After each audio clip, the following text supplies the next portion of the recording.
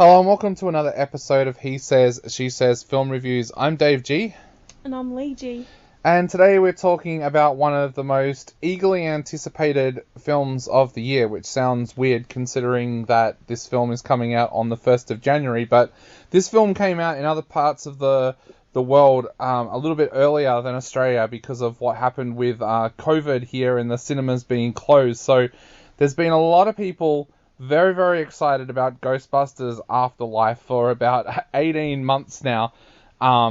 Eagerly waiting to see whether this movie is going to be loved by fans of the original Ghostbusters series or loathed like the abomination that came out in 2016 as part of the franchise. Now, the first thing to note about this movie is we saw it at a premiere and the director, Jason Reitman, spoke, and you can tell straight away that this movie is a labor of love and a tribute to his dad's work on the first two films. In fact, he mentioned that his dad had a lot of say with this, even though Jason directed it. And he, how do I put this nicely?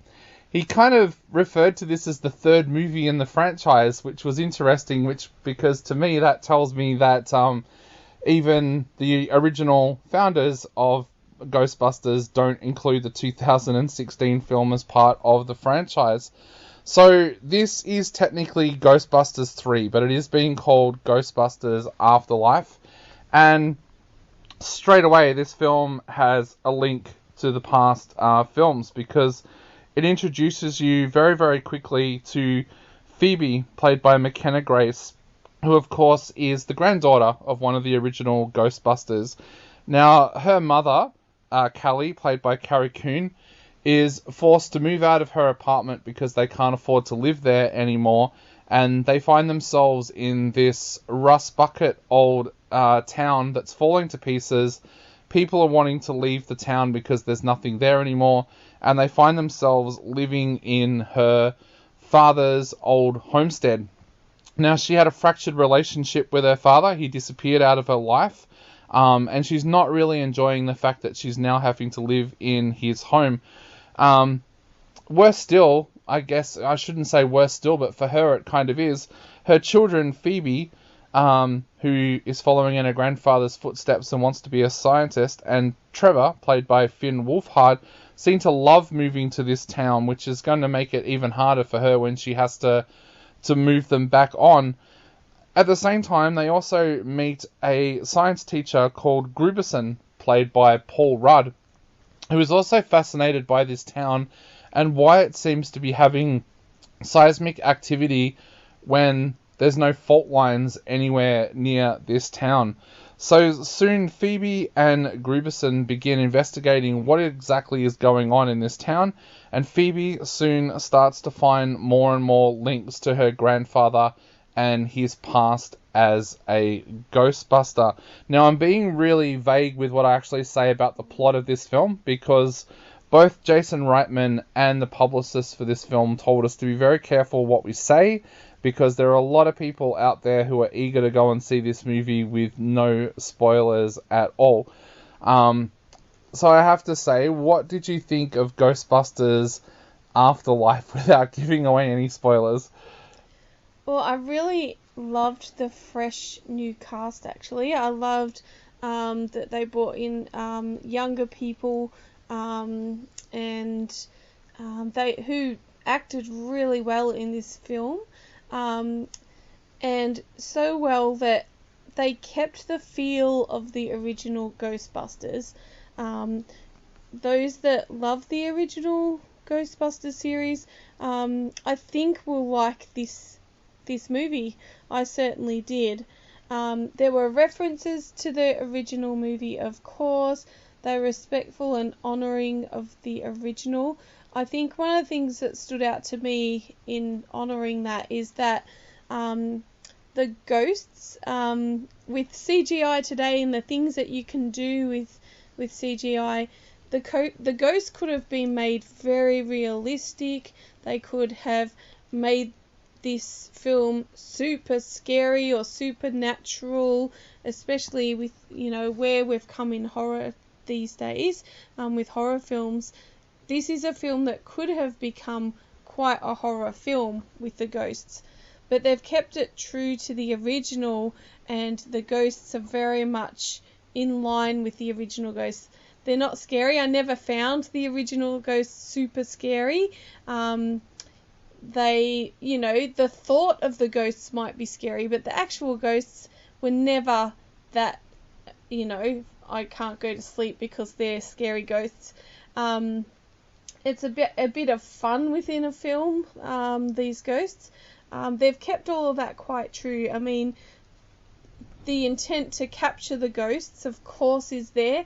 The intent that if these ghosts aren't captured, things are going to go really wrong for the community, and that there is danger. That is all there like the original. But yeah, they kept it true to the original. I really like how they blended the old with the new, the newness, the youthfulness, but also, obviously there's a family line, there's a generation line here, and so they were able to connect the families in very well with the past and present. Yeah, definitely. I'm a very big fan of the Ghostbusters franchise. When I was a kid, I had all the toys, I had the t-shirts. Echo 1 is still one of my favorite movie vehicles of all time, and I was really, really impressed by the fact that this movie ties in extremely well, especially with Ghostbusters 2. There's a lot of references there to Ghostbusters, but this movie's storyline ties in very, very strongly to Ghostbusters 2. But I just love the fact that Jason Reitman accepted doing this film, because this film is so different to what he's done so far in his career. Of course, he's made award-winning movies like Juno, Up in the Air, which I think was an Oscar winner, if I remember correctly. Labor Day, which was the kind of hard-hitting movie with Kate Winslet. He's known for his kind of quirky kind of comedies, like films like Thank You for Smoking, which is one of my favorite films. But a lot of drama. He's never really done a blockbuster like this before. So to me, that says that he was willing to go out of his comfort zone to do a film that his father would be proud of and that his father could be involved with. And I should say, for people that are listening to this that might not know, Jason's father, Ivan, was the director of the original 2 Ghostbuster films and had a huge part in the screenwriting process there as well. But also, I think I love the little nods all the way through this film. There was one moment that really stood out to me, and that was when Grace McKenna's character opens up the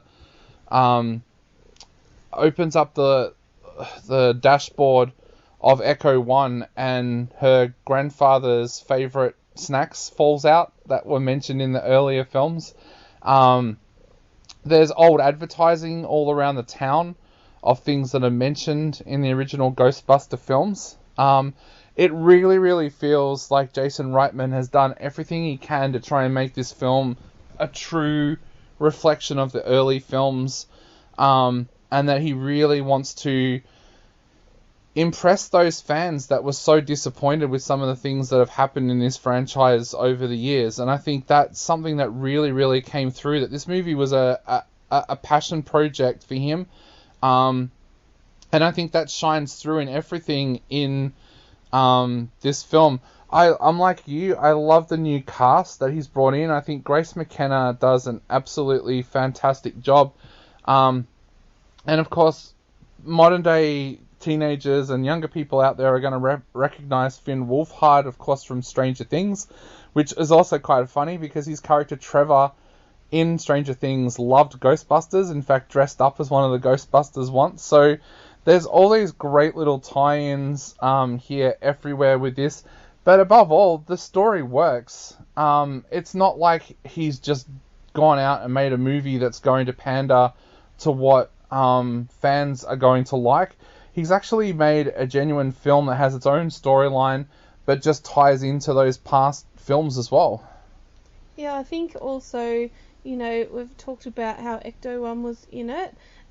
You've got the ghost trap, the original ghost trap. You've got the added gunner seat into Ecto-1, which was talked about in Ghostbusters 2, we talked about earlier. Yeah. But hadn't yet been put in the car, but has since obviously been put in the car, and the kids find the car that way.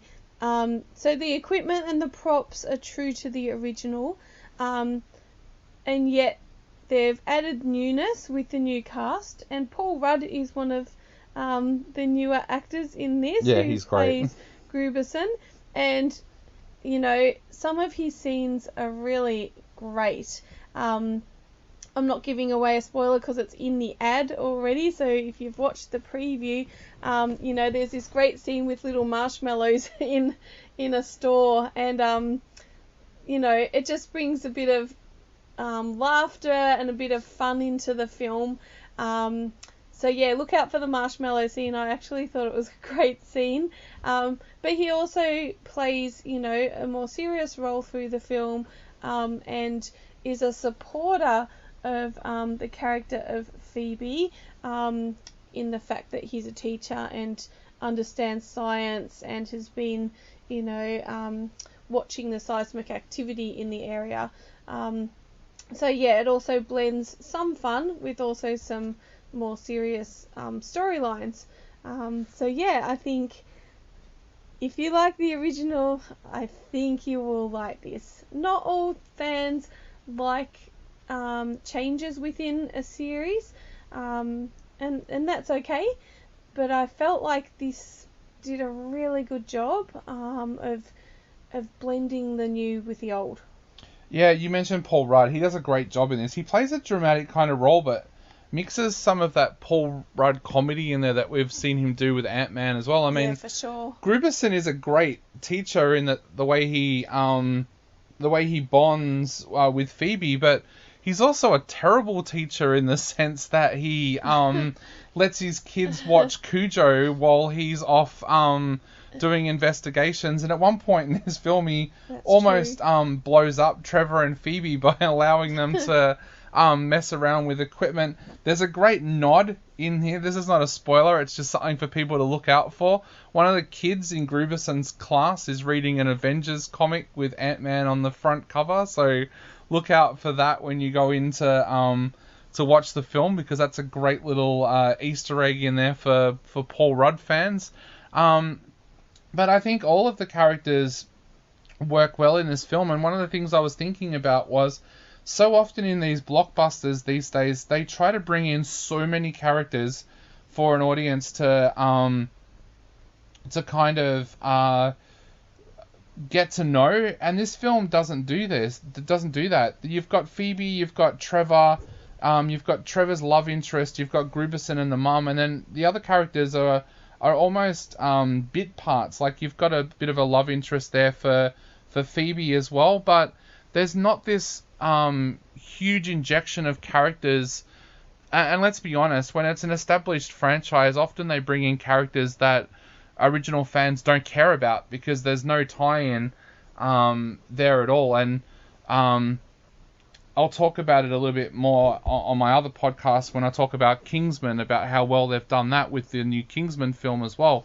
But yeah, so often with these movies that tie into old films, they bring in a whole bunch of characters that people don't care about, and they haven't done that in this film. It's like they've almost deliberately kept it a small cast in order to do that and just to move the story along a little bit better.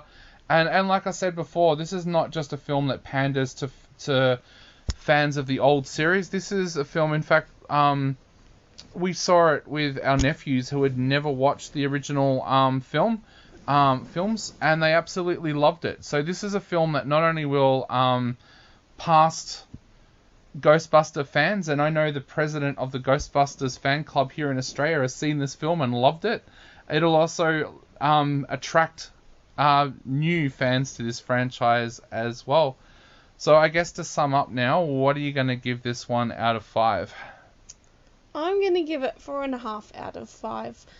It's everything I expected it to be, and yeah, I loved, as I've said over and over, the newness blended with the old, the old ways. Yeah.